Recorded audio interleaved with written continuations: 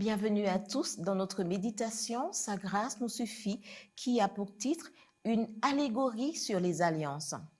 Car il est écrit qu'Abraham eut 2 fils, un de la femme esclave et un de la femme libre. Mais celui de l'esclave fut engendré selon la chair et celui de la femme libre en vertu de la promesse. Il y a là une allégorie, car ces femmes sont les 2 alliances. Galates 4, versets 22 à 24.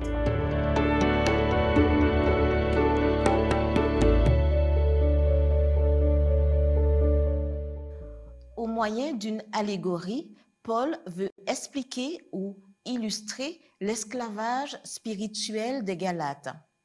Les faits historiques étaient réels, mais l'application était allégorique. Examinons brièvement les faits historiques relatés dans Genèse 12 à 21 en prenant l'âge d'Abraham comme référence.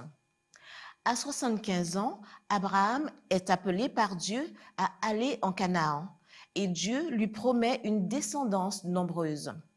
Abraham et Sarah voulaient des enfants, mais Sarah était stérile. À 85 ans, la promesse tardait à se réaliser.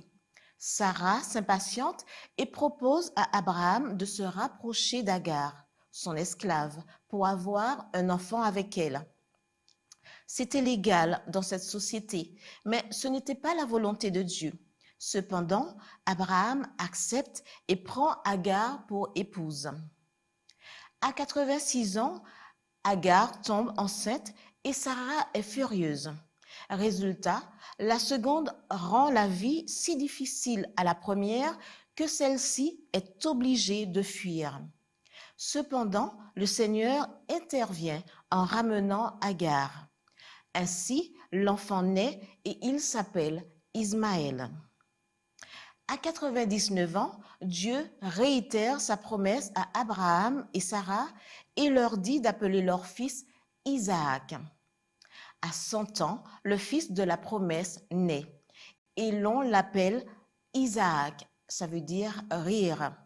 Cela va créer un problème de rivalité avec l'autre fils, Ismaël, qui avait déjà 14 ans.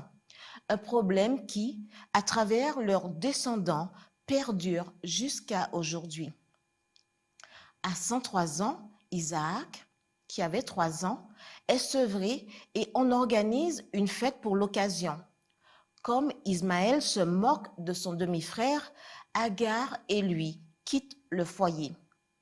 Paul tire des faits historiques, des leçons spirituelles de foi et de liberté par opposition aux œuvres de l'esclavage.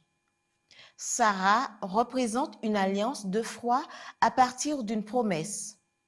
Agar représente l'alliance des œuvres. Abraham et Sarah voulaient aider Dieu à cause du retard dans l'accomplissement de la promesse et de leur propre impossibilité, leur âge et leur stérilité. Abraham essaya de réaliser le plan de Dieu par l'intermédiaire d'Agar et de son fils Ismaël. C'était sa façon de faire, mais pas celle de Dieu. Ce n'est pas dans le plan de Dieu que l'homme obtienne son salut par les œuvres de la loi, pour la simple raison que cela nous est impossible. Paul montre que tant que l'homme compte sur les œuvres de la loi pour se sauver, il ne peut se libérer de l'esclavage.